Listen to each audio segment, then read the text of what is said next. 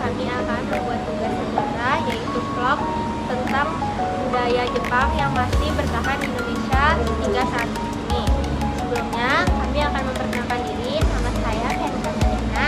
Nama saya Keisha Putra Greni. Nama saya Nadif Fadila Rahma. Nama saya Mahda Ramadhani. Nama saya Yodi Chandrawati. Nama saya Mutiara Sofika. Nama saya Rendah Fadila.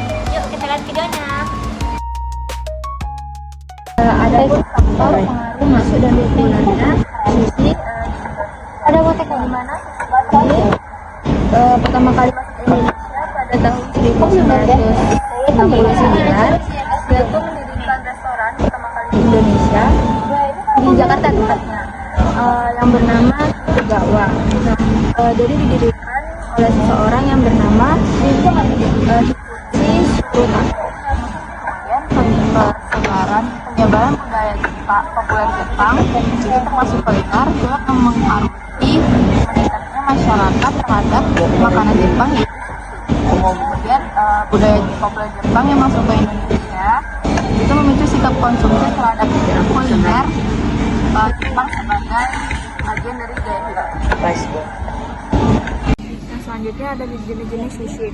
Sushi dan sashimi merupakan makanan Jepang yang paling banyak diminati oleh masyarakat Indonesia. Selain sushi dan sashimi, ada juga ramen, udon, gyoza, tempura, okonomiyaki, takoyaki, dan lain-lain.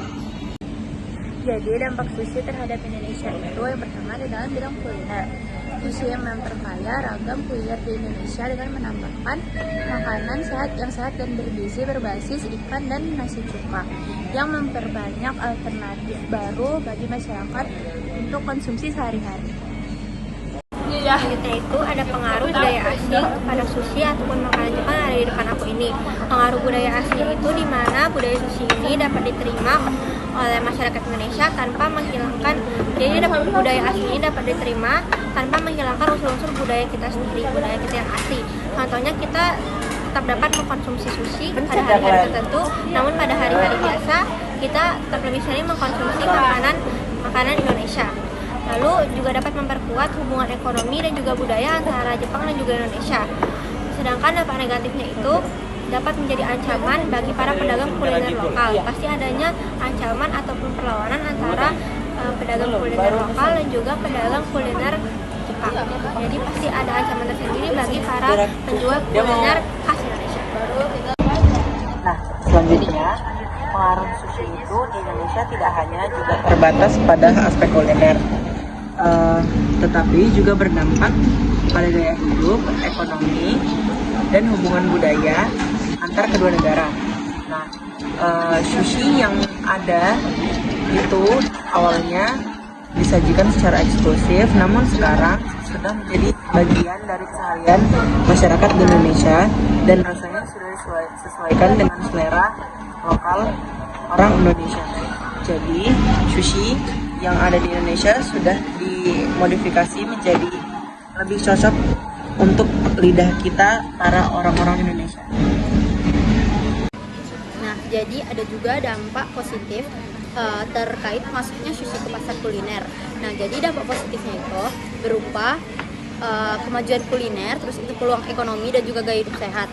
Tapi di balik itu juga dia menimbulkan tantangan kayak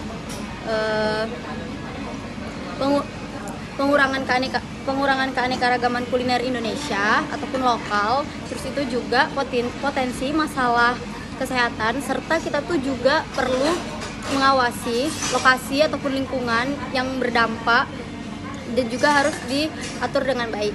Nah, jadi mungkin segitu aja dampak positif ataupun dan juga dampak negatif yang bisa saya beritahu.